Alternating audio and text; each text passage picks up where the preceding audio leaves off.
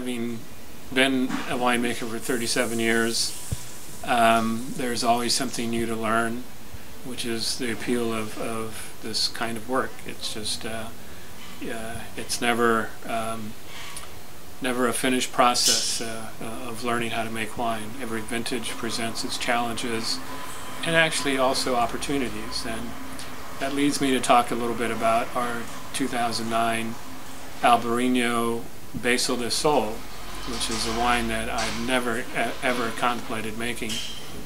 In fact, I think most people that make Albarino in Spain, and those few that make it here in California, it would not occur to them to make this kind of wine. But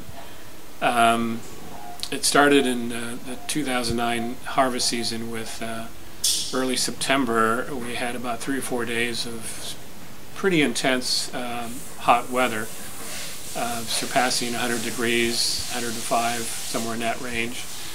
And unbeknownst to me, the Albarino grapes are fairly sensitive to that type of intense sunlight. And the result was that those clusters that were facing the south side of the vine literally got baked. The intense heat shriveled up the berries, which is the opposite of what I like to see with normal Albarino grapes, since we're trying to make a very light, low alcohol, very crisp, clean, fresh white wine. And so these raisin berries would not fit in at all with what we were looking for.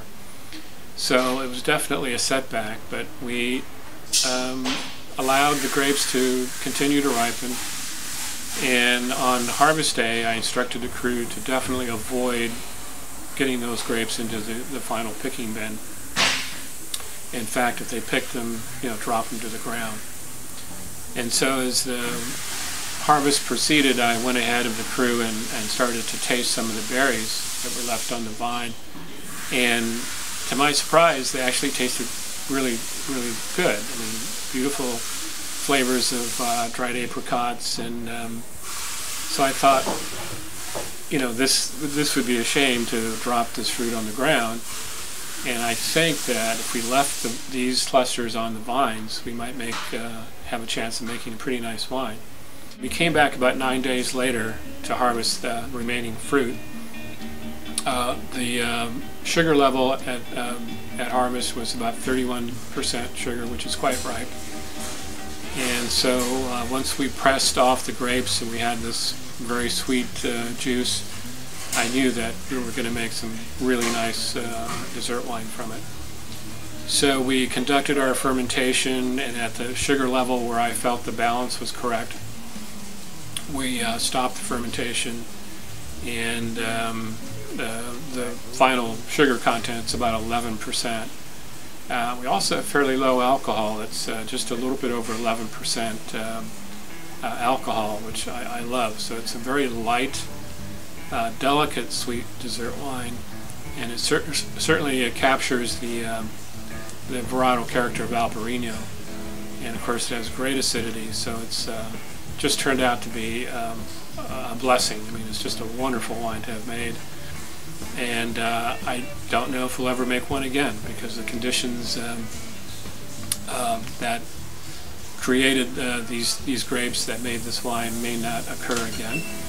Certainly not the type of wine that we normally want to make from our Albarino grapes, but again, it's just turned out to be a great wine, and we're just thrilled to be sharing it with everybody.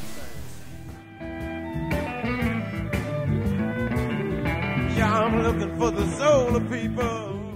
One of the things that I take pride in is the fact that our small production wines are hand crafted, and they're also hand labeled.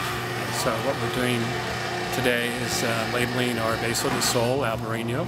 It's just been released, and Miguel and Jeff are applying the foils and the labels, as we'll see here shortly.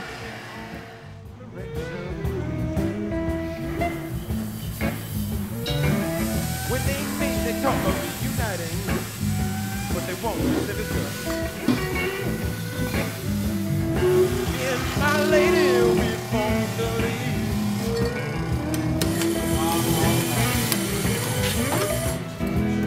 so joy makes the biggest difference.